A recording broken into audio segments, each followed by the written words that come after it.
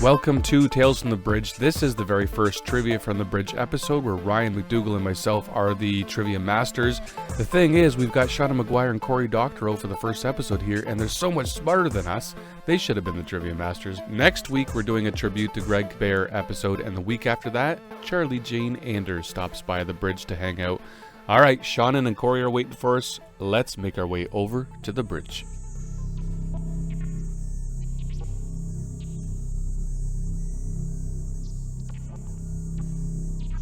We are here with two amazing people on the bridge today. Seanan McGuire and Cory Doctorow are with us for our very first episode of Trivia from the Bridge. Look in our show notes for links to their websites and their social medias. They're both returning guests to the bridge, so if you haven't heard these episodes, look in our past episodes from about a year ago and you'll find some great conversations with both Seanan and Cory. So, Cory, Seanan, welcome back to the bridge. Thank you for having us. Thank you very much. Yeah, this is great. When was the last time you guys saw each other? Has it been a long time, or? Well, we were both 2019, I would think. At the National Book Festival right before COVID started. I think that was the last time we were actually in the same place, wasn't it? That sounds about right. Yeah, it's cool. been a long time. Honestly, I don't remember anything anymore. I just look it up in my calendar. So if it's not in my calendar, I don't know. All right, so as usual, we are going to have 3 rounds of 5 questions. Question number 1. This device, developed in the late 1830s and 40s, allowed the user to send and receive typed messages through various communication channels, including landline phones. Facebook. 1830s and 40s. Teletype. That's right. It is a teletype or a teleprinter. That's correct. And yeah. Yeah, I believe that might have been one of the first pieces of network technology that you had an experience with, Cory. Is that right? We had a teletype printer, so it wasn't like a strip. It was it had a friction feed. So my mom would bring home rolls of brown bathroom hand towel from the kindergarten classroom she taught in. And we get 1,000 feet of computing on either side of it, and that was how we computed in the old days of acoustic couplers and 150 baud modems. Oh wow! And that was connected to the landline directly. Is that right? It had an acoustic coupler, so it had like a cradle, and so you dialed with your rotary dial, Western Electric telephone. Bell telephone, which had a standard size, and then you cradled that phone, you rack the phone into the cradle of the acoustic coupler, and the acoustic coupler had like a couple of suction cups, right? Or not suction cups, like rubber gaskets, so that it could create an acoustic seal around the speaker and the microphone of the handset. Efficient. That's right. Yeah.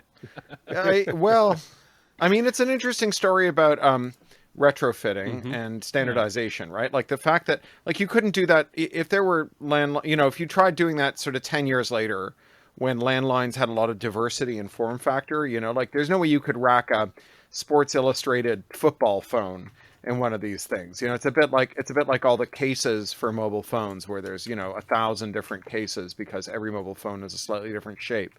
That standardization really did make those early network communications possible because you could do a mechanical coupling of the two devices because they all had a standard size. Very cool. Nice. All right, Ryan's keeping a bit of a score here, so sometimes, I think that's worth a point there for Cory, but there's going to be fractions of points. There's going to be, I think we give out 1 million points at some point. Exactly. It's obscure. Exactly. Just like life, the points are meaningless. It's all fine.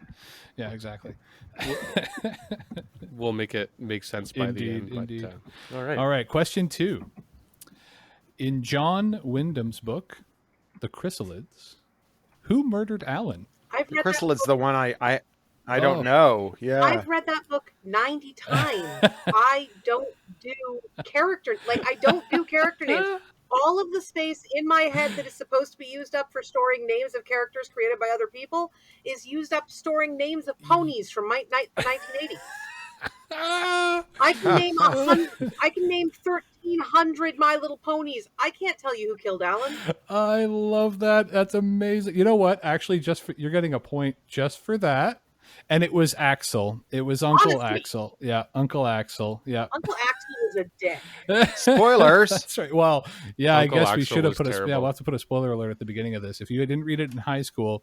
I'm pretty sure at this point John Wyndham is kind of exempt from spoilers. Yeah, I hope so. I don't know. I like to, as someone who doesn't Yeah. mind spoilers at all, I like to announce spoiler alerts for everything, just because I assume that weirdos who care about spoilers have no bounds to their weirdness. I That's fair. fully support that. Spoiler, this is a froggy-myth. Oh my. What's that? I said spoiler, I'm waving a froggy-myth at y'all. Oh, That's amazing. All right. Question number 3. The first version of a copyright law on record is the British Statute of Anne 17. it's English, not British. Ooh. All right, well, that's a point. That's a point. Okay. Yeah, we didn't get the question yet. That's a point. Perfect. Great. Love it. Yep. The English Statute of Anne 1710, ironically partially titled An Act for the Encouragement of Learning, was a copyright that applied to what media? It was books. It was the guild. It was the Guild of Stationers, but it was mostly. It was just it was a salvo in a trade war between the Scottish and the English printers. So it was a way of establishing crown control over the exclusive rights claimed by English printers who had formed a cartel. So they would recognize one another's claims to exclusive rights, and the upstart Scots were refusing to honor these claims. And so this was an element of a trade war between the English and the Scots. Well, that makes sense why the word's been changed to British, because the English probably wrote this question and didn't include anything Yeah. about Scotland in there and just used the word British. Or maybe Sure. maybe the reader of the Assholes. question as well. All right. Question 4. Nice. Question 4. In the 1985 horror classic Fright Night, there is a puppet used in the vampire's fiery death.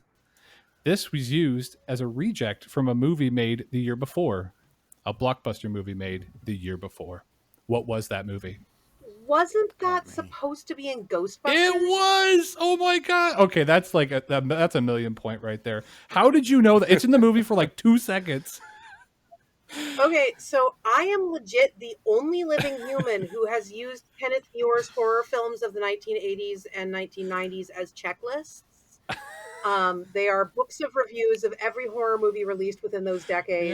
Yeah. And I watched every movie that they contained, some of which I truly regret having seen. fair. But I take my bad horror movies very seriously, and Fright Night is very important. Now, for 2 But it was, you know, billion points, do you know what that puppet was supposed to be used for in Ghostbusters? it's a name. The awful dead librarian, Yes! That's right. Eleanor? Oh my god. Wow. Okay, Corey, good luck, bud. Wow, that was wild. That's good That was lore. Wow. I once worked on a Haunted Mansion project for Imagineering, where I got really deep into all the different lore of all the different names for the ghosts that different parties had come up with in both canon and fanon. And that is a genuinely impressive feat of lore That's recollection. Amazing. I love it. I love it. Today I got praised for random bullshit. Hey. You know what? That's actually the tagline of our show. I don't know if you know that. Nice. That's great. All right. Last question in round 1. The working title of this 1965 French film was Tarzan versus IBM. The working title of this 1965 French film. French film. IBM existed in 1965? Yeah, it sure did. IBM was selling tabulating machines to the Nazis in the 40s. They counted the Jews in Auschwitz for the Nazis. Oh my goodness. Yeah, Big Blue. If you need a clue, French film. throw one out there. Yeah, I can't even think of a single French film. I mean, Amelie. Jean-Luc Godard, 1965. All right, I'm just gonna throw this one out then. It's Alphaville. I have never heard of it. Never seen Alphaville? Okay. Nope. So I'm not really a movie guy. I'm a book guy. it's a great film, Criterion Collection. Fella goes to a futuristic city in another planet to do kind of a who done it, but it's a 65 Jean-Luc Godard film, so it's done well. It's a good one. Cool. All right. That's it for round 1. Round Well 2. played. Well done. Woo! All right. So first question of round 2 is, as far as we know, there is only one venomous primate that we've discovered. What is it?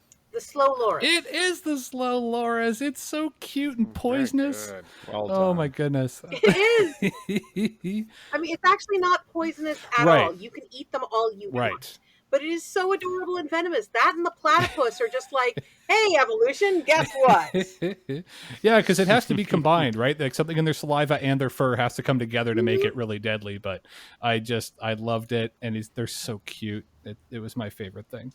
Because It's like 2-part right, epoxy. exactly. Yeah. Yeah, indeed. I really want to pet one, like desperately.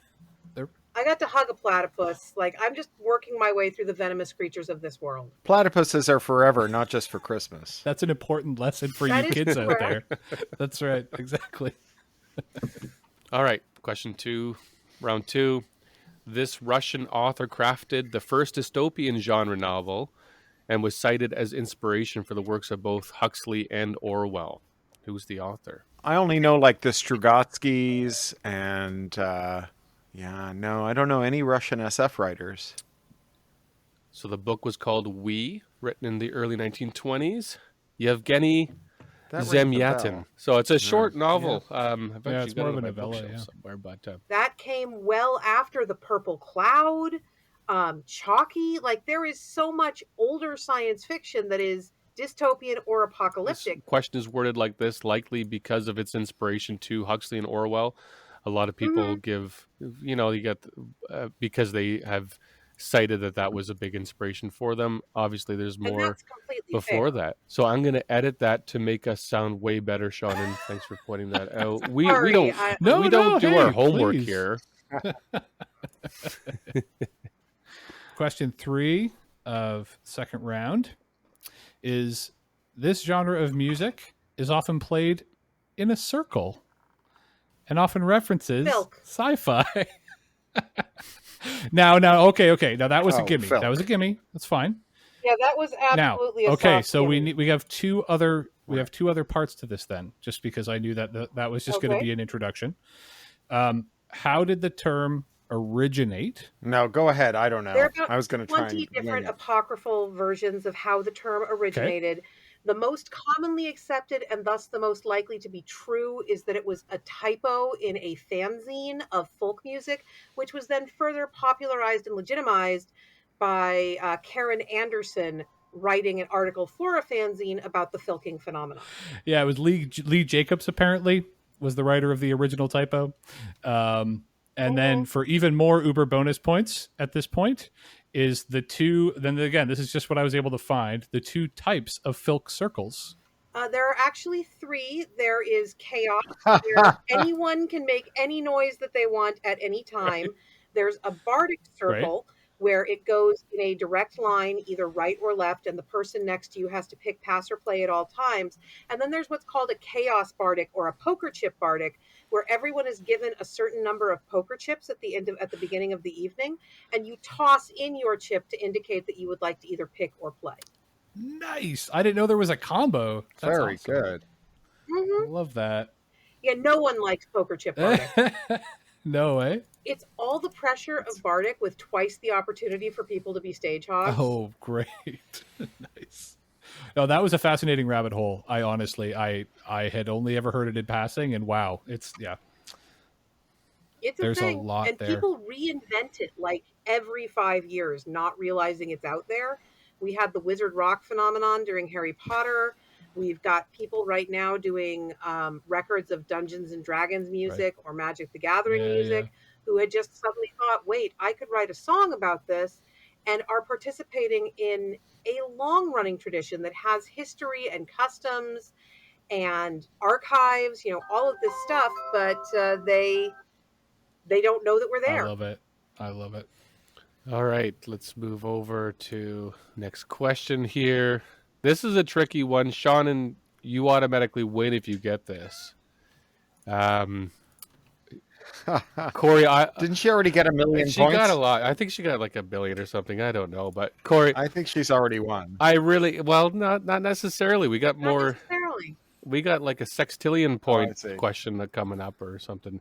I see. Well, that's handy. Maybe. I hope you get this one, Cory. This one is very local. Residing only a few kilometers south of Guelph, Ontario, this flea market is the oldest in Ontario. I'm a Torontonian. I never left the city. You never That went a can't little be the bit. How will But I know also a little a bit thrifter, west? though, right? So, Like, that's true. I am a thrifter. A giant flea west of Toronto? I mean, is it in London? No, Is it's it south in- of. It's just a few kilometers south of Guelph.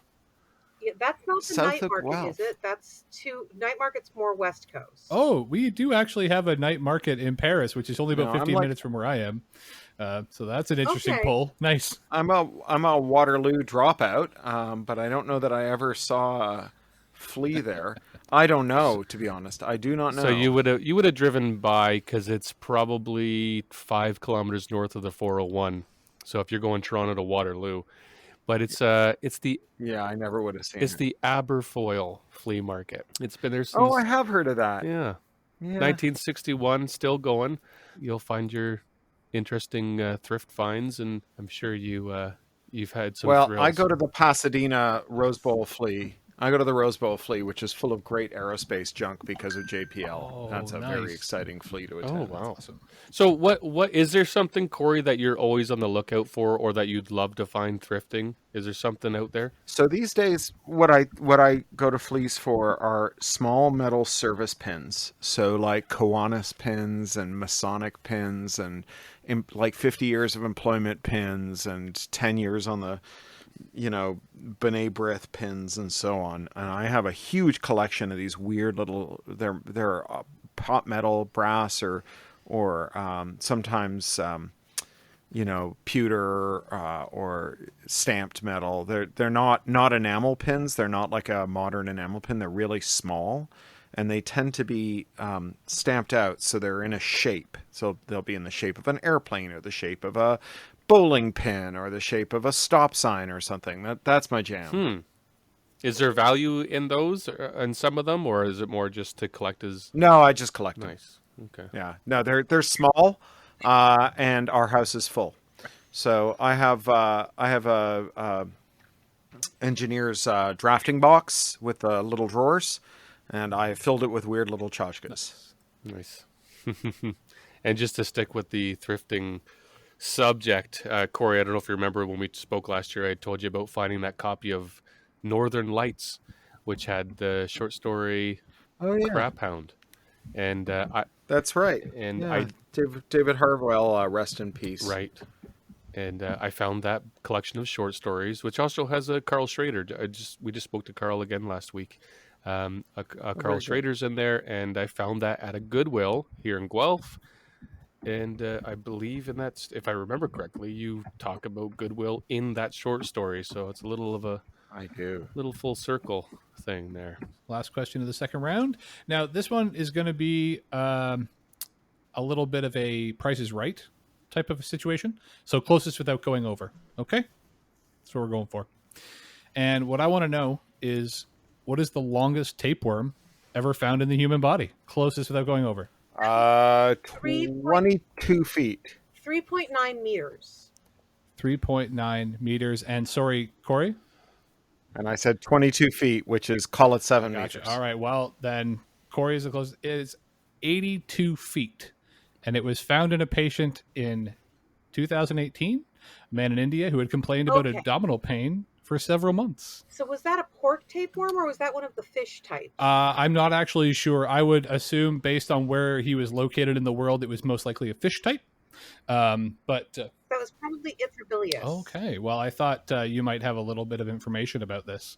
That explains how it could get so big. The human body never gives them a size limit. Well, apparently it was Any of the in his, tapeworms, you will. in his intestine. So I guess the intestine would have Oh, been the only limit, like the length of the intestine would have been the only limiting factor. Right? Well, so if you get a pork or a beef tapeworm, those being the most common, they will stop growing at a certain point because your body just sends them hormonal, hey, I can't sustain any more signals. Oh. If you get a guinea pig tapeworm, We think it'll stop growing at some point, but no one's ever let it get that bad because it will move into your scrotum. That is their preferential nesting place in humans. Coyote tapeworms, we know that they can only get to a certain size because they grow inside your eyeball and eat your retina. Gotcha. So there's a bit of an end game when there. Your eye pops, it's pretty much done. Yeah. Amazing. Oh, well, it was, yeah. I mean, I'll be honest, it was an interesting rabbit hole, but I did have to pull up at some point because, oh my goodness, it was just, there's almost too much information about it, if I'm honest.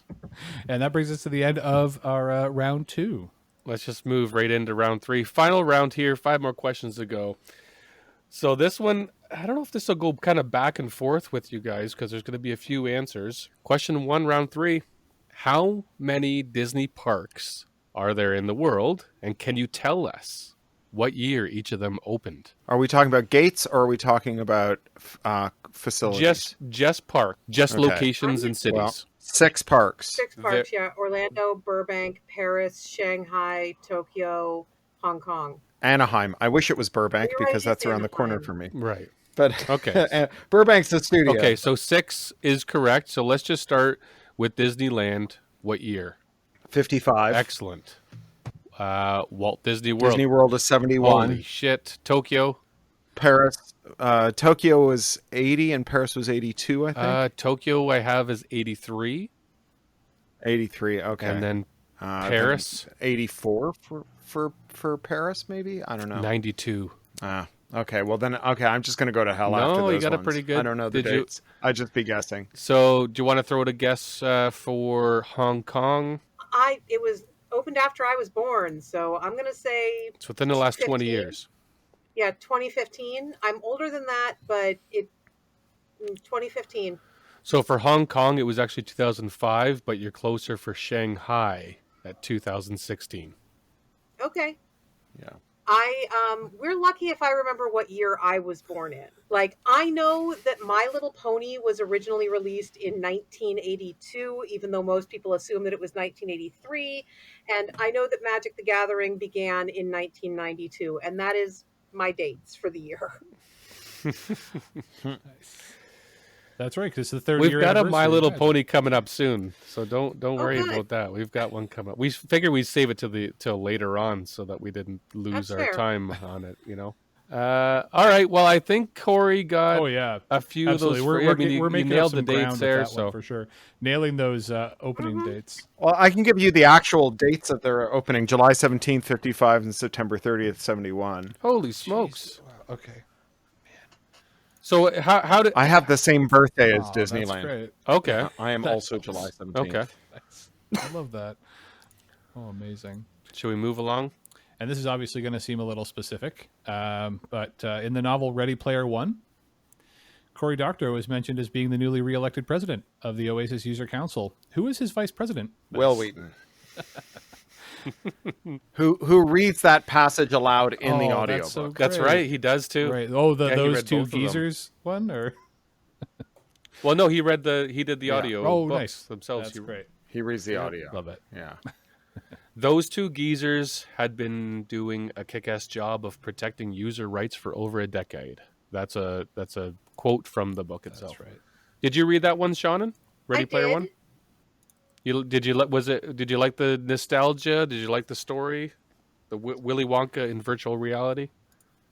So, there is a tendency among a certain strain of nerd in that general age group, which does include me, to assume that if a property was intended for and or aimed at a female audience, it would not have been able to make any lasting impression on the cultural footprint, and therefore only the male dominant properties would actually survive in a nostalgia-drenched wonderland such as the one the book describes.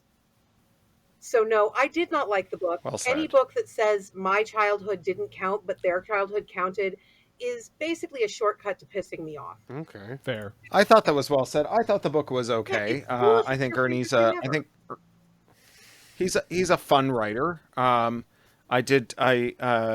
am very cautious about the idea that our world will be saved by sufficiently eccentric billionaires. I think that is an idea that gets less credible by the moment.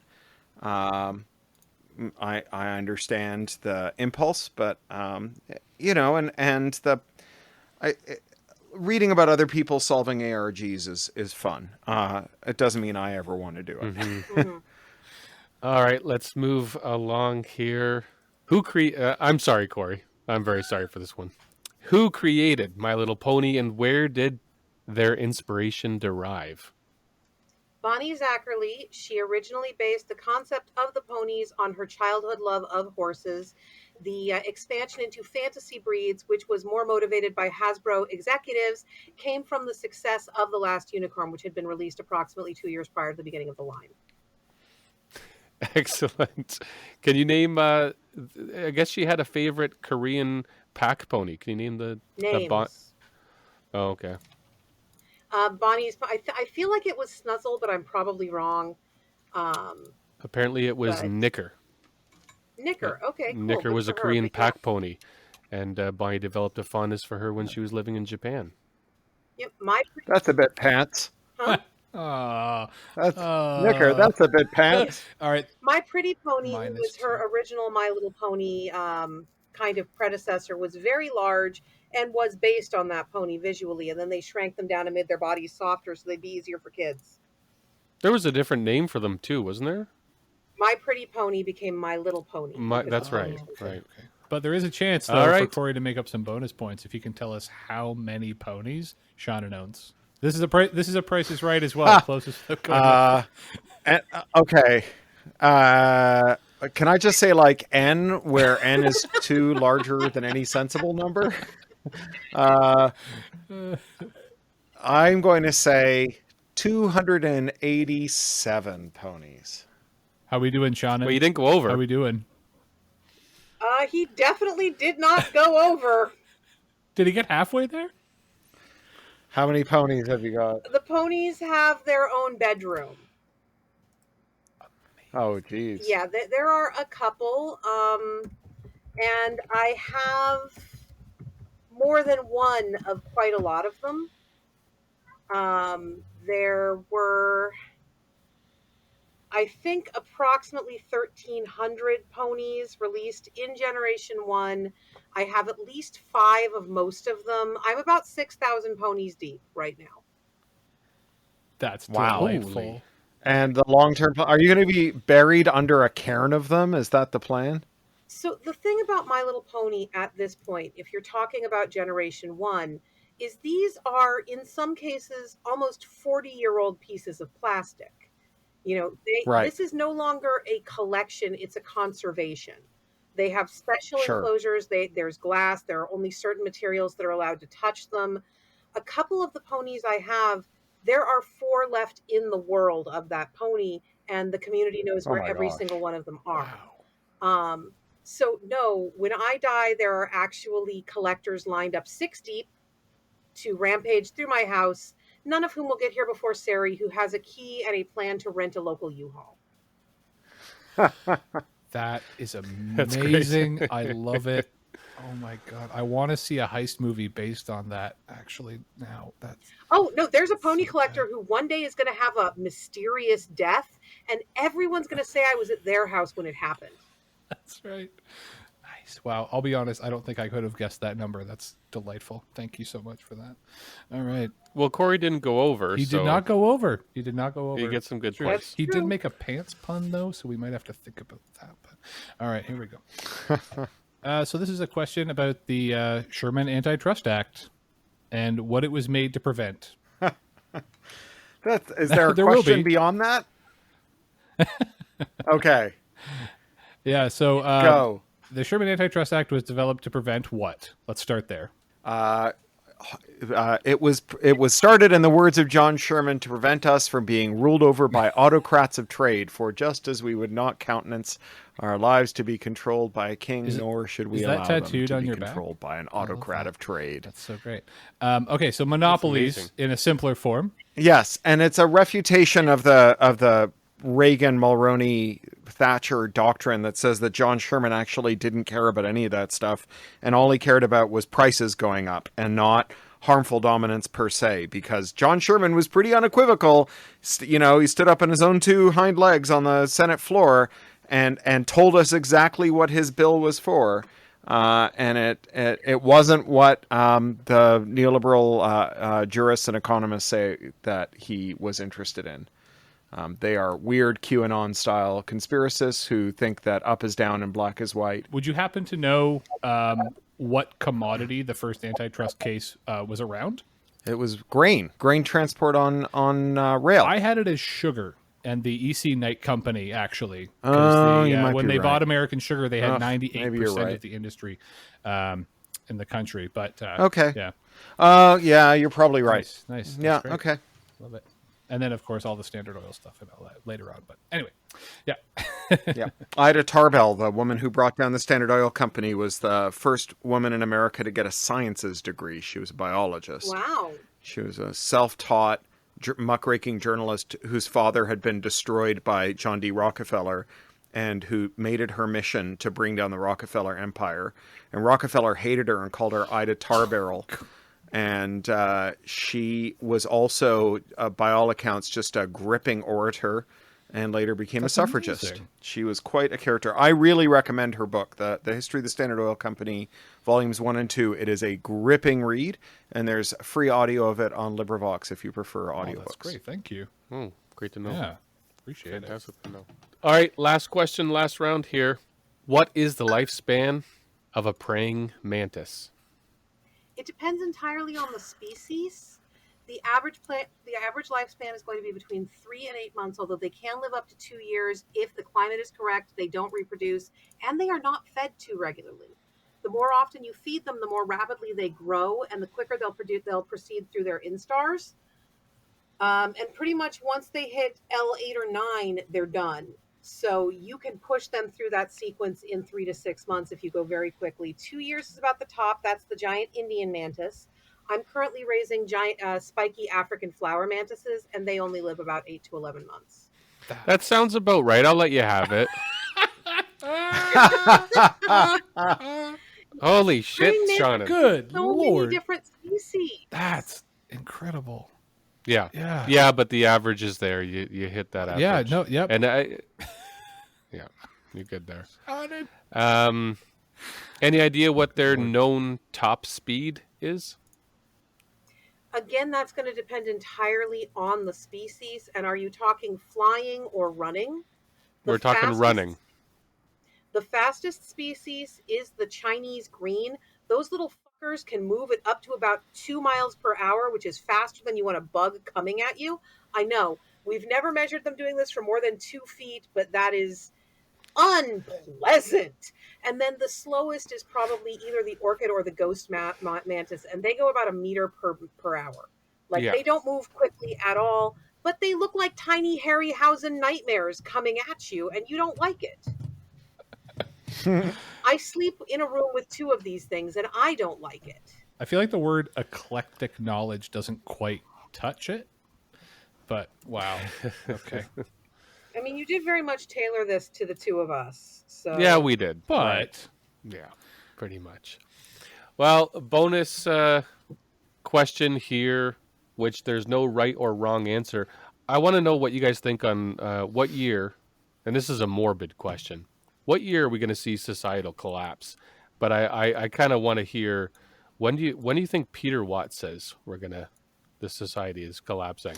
What do you think, Cory? I think Peter Watts thinks that we collapsed like 5 years ago, and it's just all dead cat bounce. Well, 2030 is what he said. Peter's got a very grim outlook. I don't think that societal collapses are things that you recognize in the moment. I think by and large they're things that you look back on and say, oh, look at that thing, that moment where a lot of stuff seemed to be going wrong, and then something else happened that was radically different. That was a collapse. Mm-hmm. And in the moment it just feels like, oh, well, this is just, do you remember back in 2016 when we were like, oh my God, could things possibly get any worse? 2016, ho ho ho, And I think that, we'll look back on it and we'll go, oh yeah, no, that was the bad decade or the bad half century or the bad age or the lost generation. But in the moment, I don't think you know. So when MIT comes out and says gives us a year, apparently they have said 2040. I'm not sure exactly what. I mean, so the thing about MIT, about all these great research institutions, is that they have these endowed centers that have got lots of money from rich weirdos who think that like runaway AI is going to destroy us all. And they tend to like be invested in very odd theories of eschatology, and they come out with these weird numbers. But I don't know. I mean, like a lot of these linear projections just assume that we won't change anything as the crisis emerges, right? Like that we'll just sort of dig our own graves, crawl inside, and pull the dirt in on top of us. And you know, I think that there's like when things are manifestly untenable, people not always but often stop them, right? Like anything that can't go on forever will eventually stop. And the idea that the way that it will stop is through collapse rather than, say, uprising is you know, not foreordained. Sometimes things just run on until they reach a breaking point, but sometimes that breaking point is the people refusing to go on, right? You know, like there's a remarkably small number of people who are responsible for collective misery, and we know where they all live, right? Like I just don't know that the idea that we'll just let them continue to drive the bus over the cliff, and then, you know, sort of shrug our shoulders and go, poof, boy, those billionaires, huh? As the bus goes over the cliff. I don't know that that's necessarily true. Right. It might end up being true, but I don't think it's foreordained. And Shannon, you've written about apocalypse, and is this just fiction? As science fiction writers, is this just fiction, or is this something that, in a way, you folks can have some real life input? Being a person whose actual special interest is pandemics, living through a pandemic is a uniquely unpleasant experience. You know, I spend a lot of time not yelling at people that I love and think well of, because they are making choices for themselves that are not advisable choices. You know, this is a trivia show. Can you tell me the symptoms of polio? Doesn't it initially manifest as a fever? It initially manifests as essentially a mild norovirus. You'll have a fever, upset stomach, possible diarrhea. And in 98% of cases, that's all that happens. 2% of people develop the post-polio paralysis that we recognize as polio today. And then an additional 15 to 30% of people will go on to develop post-polio syndrome decades later. So you'll be perfectly fine. I was just back in my old neighborhood in East London a couple of days ago, and there are billboards all over saying polio is back in Hackney. They're really playing the classics there with the old anti-vax. And so, you know, we talk about COVID and we have to get back to normal and all of this, but we legitimately have no cultural experience anymore with a truly airborne novel disease. And what makes it novel is that we call this long COVID because the symptoms last after that initial, you know, major phase of the disease. So it's long COVID. It's not long COVID yet. It's Tuesday morning fucking COVID. Give me a decade. Let's see what this looks like in 5 years. Let's see what this looks like in 10 years. The loss of brain elasticity that we're already seeing, the loss of organ function, the loss of vascular function, we know that's going on, but we don't know what long COVID looks like. And the fact that we are not giving people the resources or the information to protect themselves or the ability to protect themselves is horrifying to me in a very concrete way that I do feel could bring about societal collapse. There has been discussion in epidemiological circles about whether or not COVID, as it continues to cascade and as it continues to proliferate into these new hybrid branches, is an ELE. And it could be, if it moves into the arena that some viruses move into, of damaging reproductive tissue and damaging vascular systems sufficiently, this could be an extinction level event. I don't think it's going to be, but that is going to knock a lot of shit out of the pillar bases of society. So we may be in the middle of societal collapse right now because of COVID, which 90% of the world has dismissed as just the flu. Apparently, I'm cheerful. well, we brought up this subject. No, at but the end these are conversations that things need up. to happen, though, and unfortunately, people have just decided they are going to stop having them. So, thank you for true. yeah. No, I mean the conversation needs to keep happening. Yeah. So, just before we send off here, we'd love to tell our listeners about what you guys are up to and what is to be expected. I know, Cory, you were just in Europe.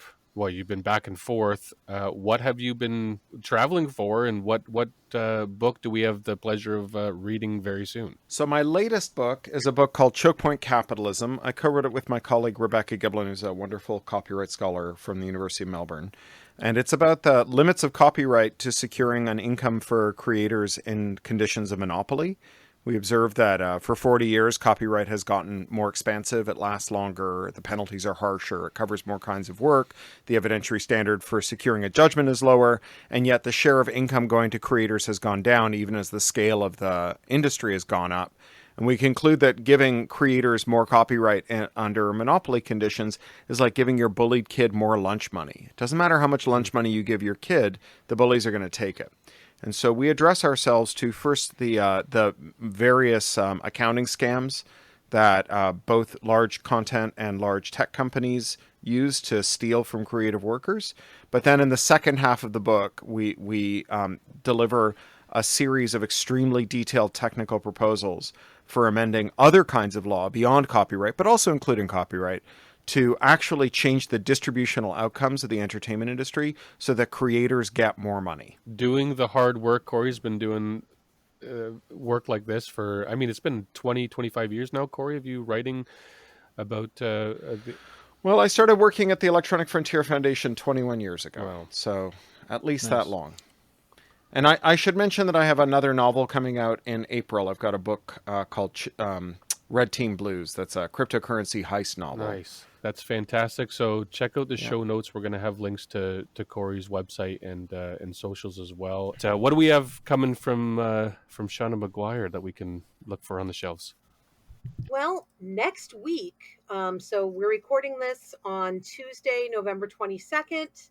Next Wednesday, which is going to be November 30th. That's when this episode comes out, by the way, guys. We're going to have that out. So release date is also the release of Nahiri the Lethomancer #1 from Boom Comics. It is my second standalone comic set in the Magic the Gathering continuity.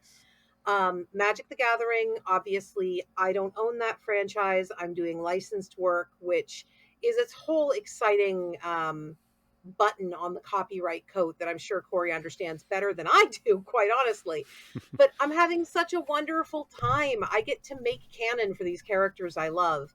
And I'm really, really happy to be doing comics again at all.